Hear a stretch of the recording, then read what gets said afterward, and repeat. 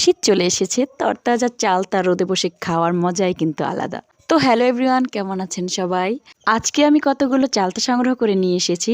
এগুলোকে এখন ভালো করে ধুয়ে নিচ্ছি। চালতাগুলো থেকে আমি আজকে আচার তৈরি করব। তাই প্রথমেই চালতাগুলো ভালো করে ধুয়ে নিলাম। ভালোভাবে পরিষ্কার হয়ে গেছে। এখন আমি এগুলোকে কাটবো। আর কাটার জন্য প্রথমেই আমি একটা বটি নিয়ে নিলাম। তো এগুলো কাটতে কিন্তু বেশ রিস্ক রয়েছে, তারপরেও সেই সাবধানতা অবলম্বন করে কাটলাম। আসলে আমরা কম বেশি সবাই কিন্তু আচার পছন্দ করি, কিন্তু এই আচার বানানোর জন্য যে কতটা পরিশ্রম করতে হয় সেটা যদি নিজে না বানানো যায় তাহলে বোঝা যায় না। তারপরেও ভাবলাম যে নিজে বানাই, একদিন বানিয়ে সবাইকে খাওয়াই। তো তাই শুরু করে দিলাম। এখন আমি এগুলোকে ভালো করে কেটে নিয়েছি। তো কাটার পরে এগুলোকে আমি কুটনিতে ফেলে ছিঁচে নেব, যাতে করে আমার কষ্ট কম হয়। আজকে আমি আচার বানানোর জন্য 5টা চালতা নিয়ে নিয়েছি। তো এটা একটু সময় লাগবে, আমার সুবিধার জন্য আমি অল্প অল্প করে নিয়ে নিয়েছি। তো দেখুন এই যে হয়ে গেল। এরকম অল্প অল্প করে আমি সবগুলো চালতা পিষে নিয়েছি। এরপরে কতগুলো পাঁচফোড়ন আমি এটা টেলে নিয়েছি, তারপর এগুলো গুঁড়ো করতেছি। আমি কিছু শুকনো মরিচ নিয়ে নিলাম, এটা পরিমাণ মতো দিতে হবে যার যেরকমের খেতে লাগে। তারপরে আমি খাঁটি সরিষার তেল নিয়ে নিলাম। সরিষার তেল দিয়ে তৈরি হলে আচারটা কিন্তু বেশ মজা লাগবে। আর এগুলো গুঁড়ো করে নিলাম, সব কিছু চিনি নিলাম পরিমাণ মতো, মরিচের গুঁড়ো।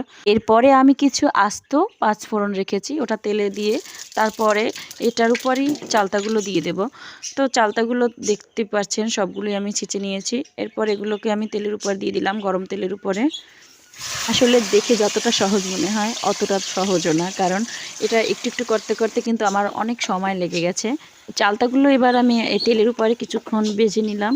এরপরে আমি আস্তে আস্তে পরিমাণ মতো লবণ দিয়ে দিলাম। এভাবে আমি এক এক করে সব কিছুই দিয়ে দিলাম। আমরা যারা গ্রামে থাকি আমাদের কাছে কিন্তু চালতা সংগ্রহ করাটা অতটা কঠিন কিছু না, কারণ প্রায় বাড়িতেই চালতা গাছ থাকে। কিন্তু যারা শহরে থাকে তাদের কিন্তু চালতা কিনে নিতে হয়।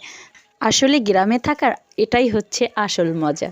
প্রত্যেকটা সিজনে যখন আম হয় তখন কিন্তু আম আমরা নিজেদের গাছ থেকেই সংগ্রহ করে তারপর আচার বানাতে পারি। তো এবার আমি চালতার ভিতরে চিনিটাও দিয়ে দিলাম। আমার আচার বানাতে যে এতটা সময় লেগেছে, কিন্তু যখন বানানো হয়ে যাবে তখন কিন্তু খেতে কারো সময় লাগবে না, তখন খাওয়ার মানুষের অভাব হবে না। এই যে দেখুন কথায় কথায় কিন্তু শেষ হয়ে আসছে।